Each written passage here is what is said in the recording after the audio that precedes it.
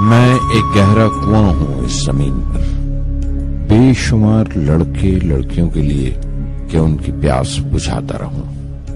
اس کی بے پناہ رحمت اسی طرح ذرے ذرے پر برستی ہے جیسے کنواں سب کی پیاس بجھاتا ہے۔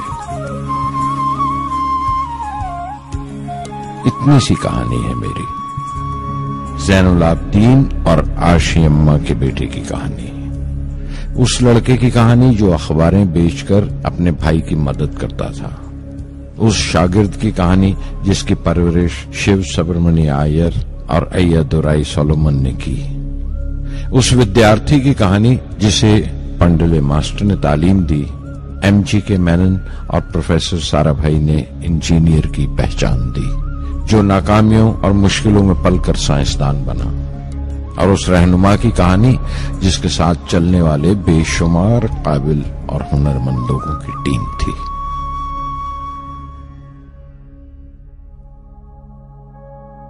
میری کہانی میرے ساتھ ختم ہو جائے گی، کیونکہ دنیاوی معنوں میں میرے پاس کوئی پونجی نہیں ہے، میں نے کچھ حاصل نہیں کیا، جمع نہیں کیا، میرے پاس کچھ نہیں اور کوئی نہیں، نہ بیٹا نہ بیٹی نہ پریوار۔ میں دوسروں کے لیے مثال نہیں بننا چاہتا، لیکن شاید کچھ پڑھنے والوں کو پریرنا ملے کہ انتم سکھ روح اور آتما کی تسکین ہے، خدا کی رحمت ان کی وراثت ہے۔ میرے پردادا اول، میرے دادا پکیر اور میرے والد زین العابدین کا خاندانی سلسلہ عبدالکلام پر ختم ہو جائے گا، لیکن خدا کی رحمت کبھی ختم نہیں ہوگی، کیونکہ وہ امر ہے، لافانی ہے۔ پورنمدః پورنمدః پورنات پورنمدچتے پورنस्य پورنماداయ پورنمیواوششیتے۔ پورنمدః پورنمدم پورنات پورنمدچتے پورنस्य پورنماداయ پورنمیواوششیتے۔ پورنمدః پورنمدم پورنات پورنمدچتے پورنस्य پورنماداయ پورنمیواوششیتے۔ پورنمدః پورنمدم پورنات پورنمدچتے پورنस्य پورنماداయ پورنمیواوششیتے۔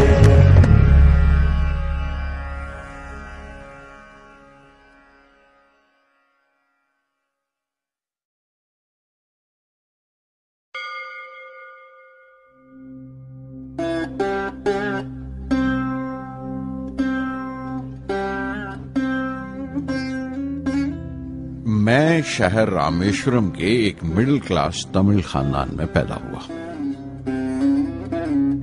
میرے ابا زین العابدین کے پاس نہ تعلیم تھی نہ دولت، لیکن ان مجبوریوں کے باوجود ایک دانائی تھی ان کے پاس اور حوصلہ تھا، اور میری ماں جیسی مددگار تھی عاشی اماں۔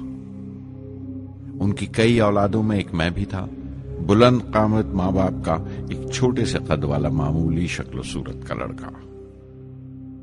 اپنے پشتینی مکان میں رہتے تھے ہم، جو کبھی 19ویں صدی میں بنا تھا۔ کافی وسیع اور پکا مکان تھا رامیشورم کی مسجد سٹریٹ میں۔ میرے ابا ہر طرح کے عیش و آرام سے دور رہتے تھے، مگر ضروریات کی تمام چیزیں میسر تھیں۔ سچ تو یہ ہے کہ میرا بچپن بڑا محفوظ تھا، مادی طور پر بھی اور جذباتی طور پر بھی، مٹیریلی اینڈ ایموشنلی۔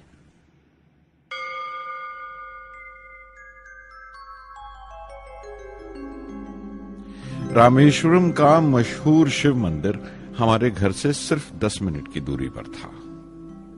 ہمارے علاقے میں زیادہ آبادی مسلمانوں کی تھی، پھر بھی کافی ہندو گھرانے تھے جو بڑے اتفاق سے پڑوس میں رہتے تھے۔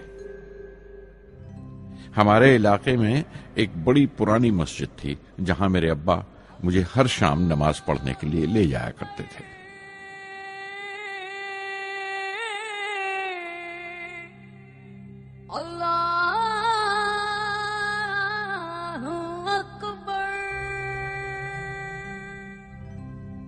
रामेश्वरम मंदिर के बड़े पुरोहित पक्षी लक्ष्मण शास्त्री मेरे अब्बा के पक्के दोस्त थे।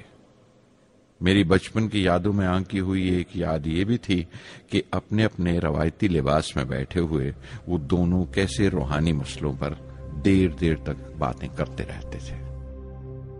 मेरे अब्बा मुश्किल से मुश्किल रूहानी मामलों को भी तमिल की आम जबान में बयान कर लिया करते थे। एक बार मुझसे कहा था, जब आफत आए तो आफत की वजह समझने की कोशिश करो, मुश्किलें हमेशा खुद को परखने का मौका देती हैं।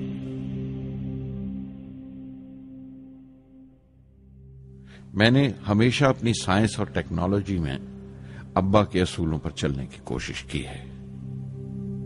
मैं इस बात पर यकीन रखता हूं कि हमसे ऊपर भी एक आला ताकत है, एक महान शक्ति है जो हमें मुसीबत, मायूसी और नाकामियों से निकालकर सच्चाई के मुकाम तक पहुंचाती है। मैं करीब 6 बरस का था जब अब्बा ने एक लकड़ी की कश्ती बनाने का फैसला किया, जिसमें वो यात्रियों को रामेश्वरम से धनुषकोडी का दौरा करा सकें, ले जाएं और वापस ले आएं। वो समंदर के साहिल पर लकड़ियां बिछाकर कश्ती का काम किया करते थे। एक और हमारे रिश्तेदार के साथ, अहमद जलालुद्दीन। बाद में उनका निकाह मेरी आपा जोहरा के साथ हुआ। अहमद जलालुद्दीन हालांकि मुझसे 15 साल बड़े थे, फिर भी हमारी दोस्ती आपस में जम गई थी। हम दोनों हर शाम लंबी सैर को निकल जाया करते थे। मस्जिद गली से निकलकर हमारा पहला पड़ाव शिव मंदिर हुआ करता था, जिसके गिर्द हम उतनी ही श्रद्धा से परिक्रमा करते थे जिस श्रद्धा से बाहर से आए हुए यात्री। जलालुद्दीन ज्यादा पढ़ लिख नहीं सके उनके घर के हालात की वजह से, लेकिन मैं जिस जमाने की बात कर रहा हूं, उन दिनों हमारे इलाके में सिर्फ वही एक शख्स था जो अंग्रेजी लिखना जानता था। जलालुद्दीन हमेशा तालीम याफ्ता पढ़े लिखे लोगों के बारे में बातें करते थे, साइंस की इजाद, मेडिसिन और उस वक्त के लिटरेचर का जिक्र किया करते थे। एक और शख्स जिसने बचपन में मुझे बहुत मुतासिर किया वो मेरा कजन था, मेरा चचेरा भाई शमसुद्दीन। उसके पास रामेश्वरम में अखबारों का ठेका था और सब काम अकेले ही किया करता था। हर सुबह अखबार रामेश्वरम रेलवे स्टेशन पर ट्रेन से पहुंचता था। सन 1939 में दूसरी आलमगीर जंग शुरू हुई, द सेकेंड वर्ल्ड वॉर। उस वक्त मैं 8 साल का था। हिंदुस्तान को इत्तेहादी फौजों के साथ शामिल होना पड़ा और एक इमरजेंसी के हालात पैदा हो गए थे। सबसे पहली दुर्घटना यह हुई कि रामेश्वरम स्टेशन पर आने वाली ट्रेन का रुकना कैंसिल कर दिया गया और अखबारों का गट्ठा अब रामेश्वरम और धनुषकोडी के बीच से गुजरने वाली सड़क पर चलती ट्रेन से फेंक दिया जाता। शमसुद्दीन को मजबूरन एक मददगार रखना पड़ा जो अखबारों के गट्ठे सड़क से जमा कर सके।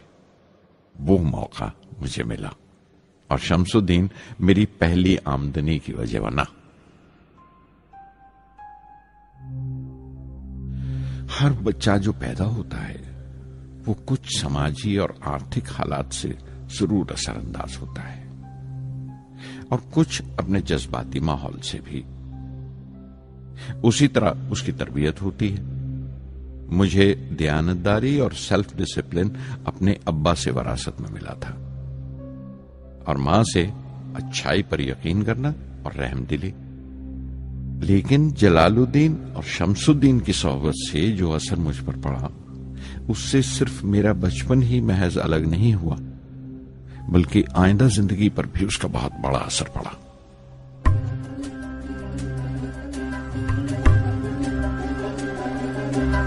தந்தை மகற்கு ஆற்றும் நன்றி அபயத்து முந்தி இருப்பச் செயல்